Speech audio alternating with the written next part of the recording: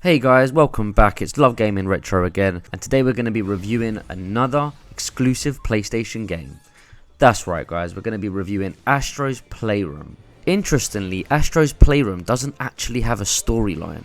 Filled with cutscenes and several characters, this fun, chilled out game does in fact have an interesting twist which many of you may not know. If you haven't played this game yet, the main aims of the game is to go through the different worlds, and throughout each level of these worlds is to locate puzzle pieces as well as artifacts. The menu screen informs you of how many of each are in each level, so you are aware if you have managed to find them all or not. What do the puzzle pieces do? Each time you complete a level and gain puzzle pieces, the game will automatically take you to the PlayStation lab, which will show you that the puzzle pieces do exactly what they would do in real life. They make up two puzzles that are displayed in the PlayStation lab area on the walls themselves. And what are these artifacts? They are in fact all, if not most, PlayStation items that PlayStation have released since the beginning of the original PlayStation, such as all the consoles, slimline versions, to old school memory cards.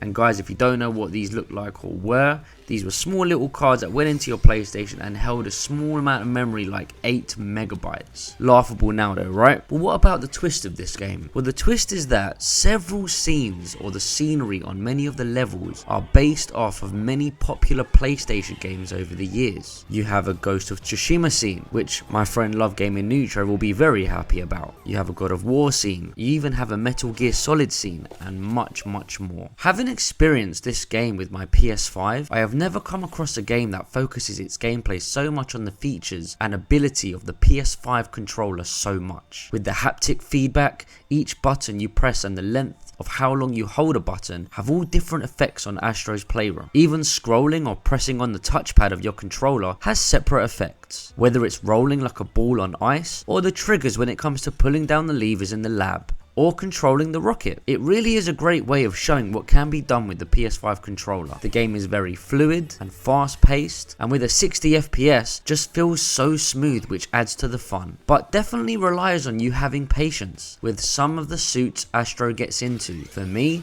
it was the frog suit that spring jumps. Definitely took me some time to get used to, and the weapons you can use are great, from a machine gun, a bow and arrow, as well as double jumping to kill the cute little monsters in your way. The soundtrack isn't something you can focus on with this game, however there are small moments where you get to hear the old PlayStation intro and old sound effects from the previous consoles, which gives you that hint of nostalgia. Other than that, don't expect a memorable soundtrack or music. For a game that can be completed in around 3 to 4 hours, there wasn't much I didn't enjoy about this game. Just bear in mind, this game has to be considered as a mini game rather than trying to compare it to anything else. But if you was, it gave me a small amount of memories of playing Crash Bandicoot or Ratchet and Clank. I did love this game for giving me a few hours to enjoy the haptic feedback on the PS5 controller, although you can lose your enjoyment of the game quickly due to focusing more on the piece puzzles and artifacts rather than enjoying the game for what it provides as well as the items you collect. For what this game provides and the ideas behind it, I will give this game a score of 9.1.